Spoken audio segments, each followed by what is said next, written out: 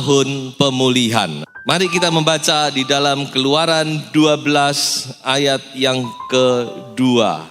Bulan inilah akan menjadi permulaan segala bulan bagimu. Itu akan menjadi bulan pertama bagimu tiap-tiap tahun.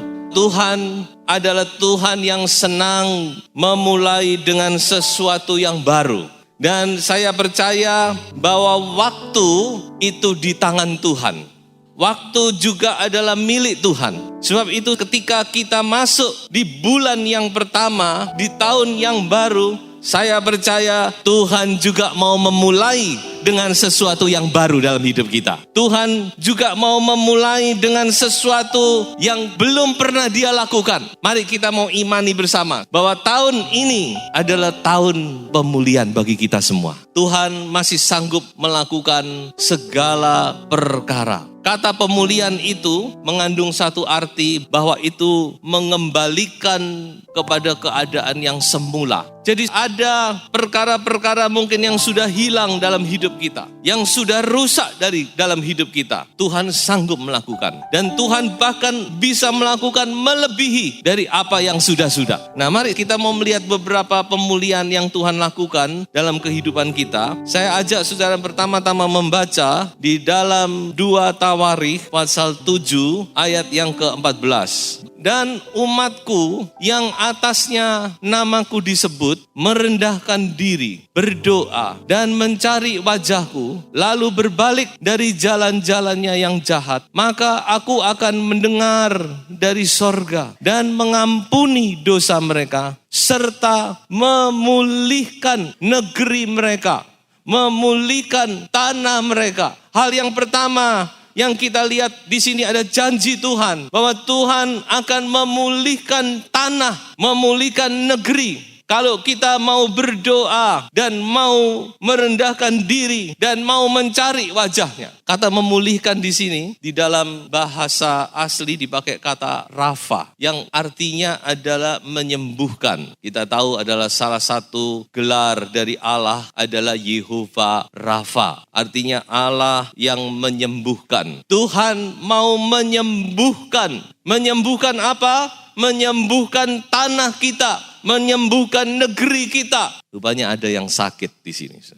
Allah kita adalah Allah yang menyembuhkan. Amin. Allah adalah Yehovah Rafa. Allah yang menyembuhkan. Allah yang memulihkan. Kalau bicara tentang penyembuhan itu pasti ada yang sakit. Kalau kita mencari dokter itu berarti ada sesuatu yang sakit di dalam hidup kita. Tapi sayangnya seringkali kita tidak sadar bahwa kita ini sakit. Bahwa ada sesuatu yang perlu disembuhkan di dalam diri kita. Nah, ini yang terpenting. Karena kalau orang itu tidak merasa sakit, dia tidak akan mencari dokter. Betul? Atau sebaliknya, orang itu takut mencari dokter karena dia takut diketahui penyakitnya. Itu bisa terjadi juga. Berapa orang, ayo cek darah. Anda, nanti saya habis dicek tambah tahu kalau ini tidak beres, itu tidak beres. Tapi mari kita mau datang kepada Tuhan, kita mau jujur, kita mau membuka hati kita mau sadar bahwa ada sesuatu yang perlu dipulihkan di dalam hidup kita.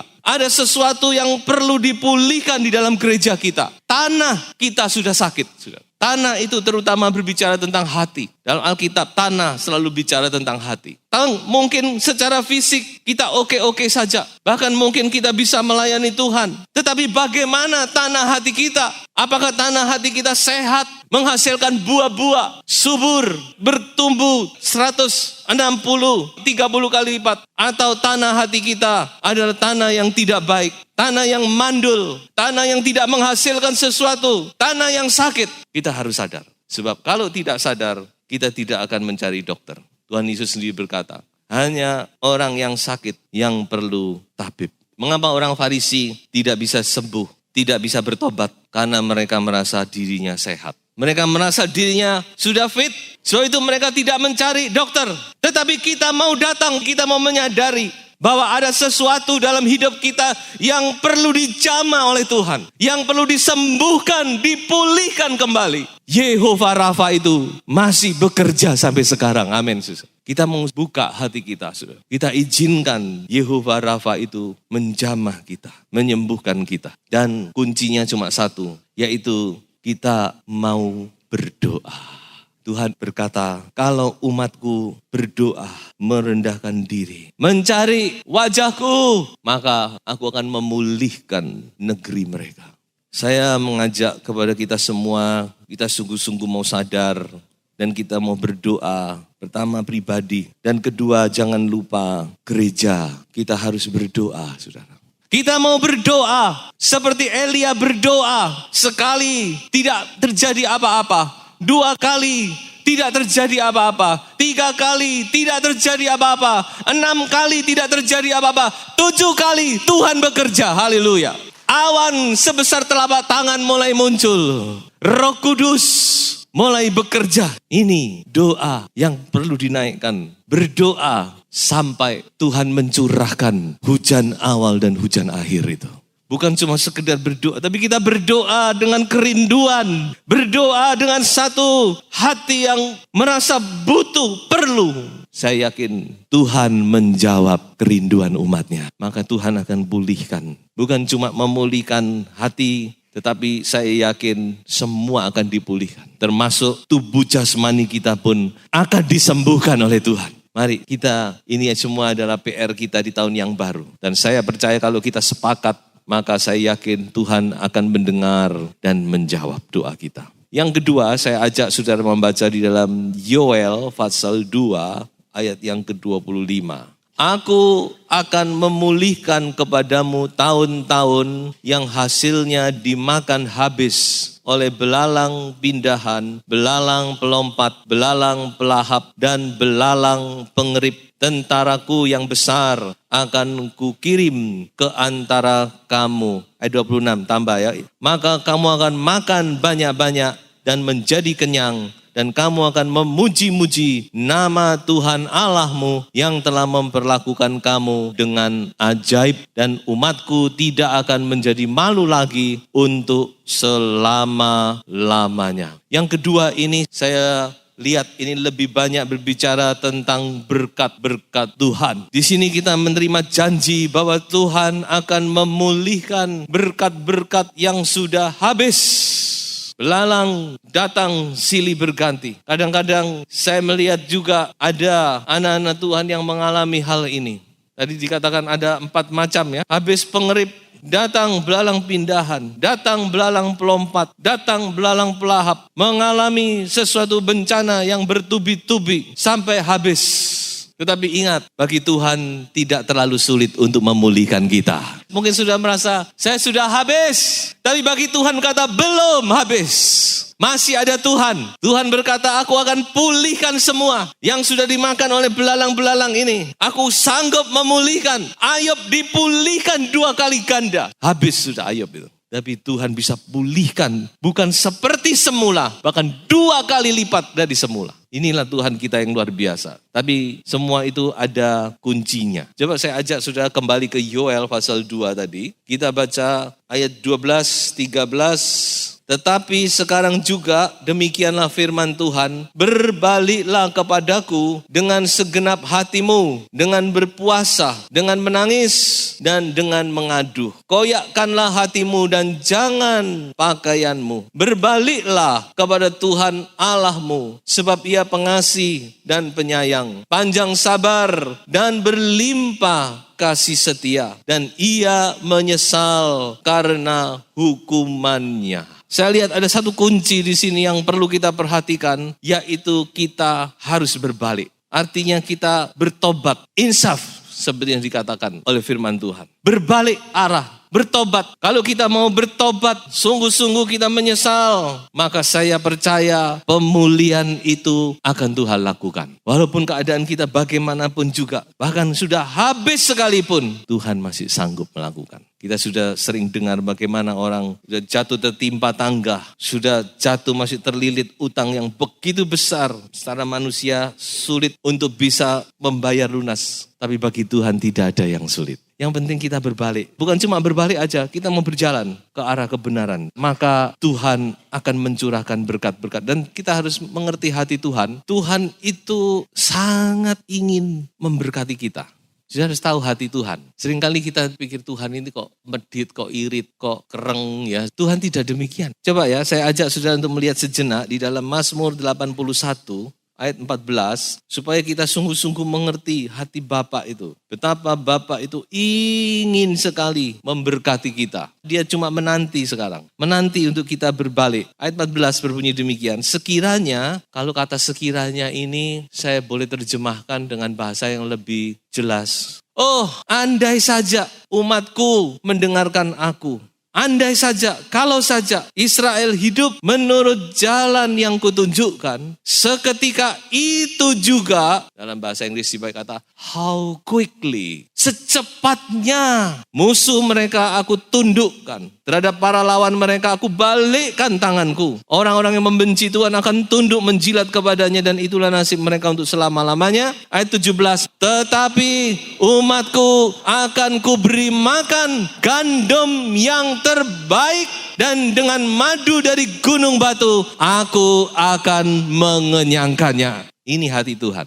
Tuhan itu rindu memberkati kita. Cuma seringkali kita jalan karepe dewek. Ya, kita enggak bisa diatur. Kita enggak mau mendengar Tuhan. Kita enggak mau menuruti firman Tuhan. Ya Tuhan tetap enggak bisa. Tuhan tetap tunggu. Makanya di sini hati Tuhan. Oh, andai saja umatku berbalik kepadaku. Maka secepatnya itu juga berkat-berkat Tuhan akan dicurahkan. Haleluya. Terima kasih Tuhan Yesus. Saya lupa satu hal, yaitu kata pemulihan di sini dipakai kata shalom. Shalom atau shalom seringkali kita dengar. Itu ternyata artinya memulihkan. Artinya aman, damai, makmur. Dan yang ketiga, pemulihan yang ketiga, mari saya ajak kita bersama-sama membuka di dalam Injil Matius pasal 17, ayat 11 dan ayat yang ke-12. Jawab Yesus, memang Elia akan datang dan memulihkan segala sesuatu. Dan aku berkata kepadamu, Elia sudah datang. Tetapi orang tidak mengenal dia dan memperlakukannya menurut kehendak mereka. Demikian juga anak manusia akan menderita oleh mereka. Saudara perhatikan di sini, Tuhan Yesus berkata bahwa Elia akan datang dan sudah datang. Coba perhatikan, akan datang juga sudah datang. Dan apa tujuannya? Adalah untuk memulihkan segala sesuatu. Jadi kedatangan Elia ini adalah untuk memulihkan dan itu sudah datang dikatakan. Dan secara khusus Tuhan Yesus menunjuk kepada pribadi Yohanes Pembaptis. Jadi kedatangan dari Elia ini adalah untuk memulihkan segala sesuatu dikatakan. Segala sesuatu itu apa? Ya segala sesuatu. Tetapi ada satu hal yang sangat khusus yang ditunjuk oleh firman Allah. Mari kita baca bersama-sama di dalam kitab Perjanjian Lama yang paling akhir, ayat yang paling akhir, yaitu Maliaki pasal 4 ayat 5 dan 6. Saudara perhatikan ayat-ayat ini berkata demikian, sesungguhnya aku akan mengutus Nabi Elia kepadamu menjelang datangnya hari Tuhan yang besar dan dahsyat itu. Maka ia akan membuat hati bapak-bapak berbalik kepada anak-anaknya dan hati anak-anak kepada bapak-bapaknya, supaya jangan aku datang memukul bumi sehingga musnah. Saudara perhatikan bahwa kata terakhir yang dipakai untuk menutup perjanjian lama di dalam bahasa aslinya adalah kutuk, curse. Kitab Perjanjian Lama begitu banyak diakhiri dengan satu kata, kutuk. Supaya aku jangan datang dengan kutuk. Mengapa? Begitu keras. Karena ada satu hal yang tidak beres dalam kehidupan pribadi dan juga keluarga dari anak-anak Tuhan. Yaitu putusnya hubungan antara bapak dengan anak. Memang ada orang mengartikan secara rohani, bicara Allah Bapa dengan kita anak-anak Tuhan. Tetapi saya mau bicara tentang pemulihan keluarga. Rupanya Tuhan sangat-sangat memperhatikan dengan keadaan keluarga rumah tangga kita. Hubungan antara bapak dengan anak, anak dengan bapak. Coba kita mau melihat sejenak keadaan rumah tangga kita masing-masing. Adakah hati bapak itu kepada anak, hati anak kepada bapak? Hubungan ini harus dipulihkan. Itu sebabnya dikatakan Elia akan datang untuk memulihkan hal ini. Dan Elia sudah datang. Dan yang ada di dalam kita, yang ada di antara kita bukan sekedar Elia tetapi Yesus sendiri. Yesus datang untuk memulihkan hubungan ini.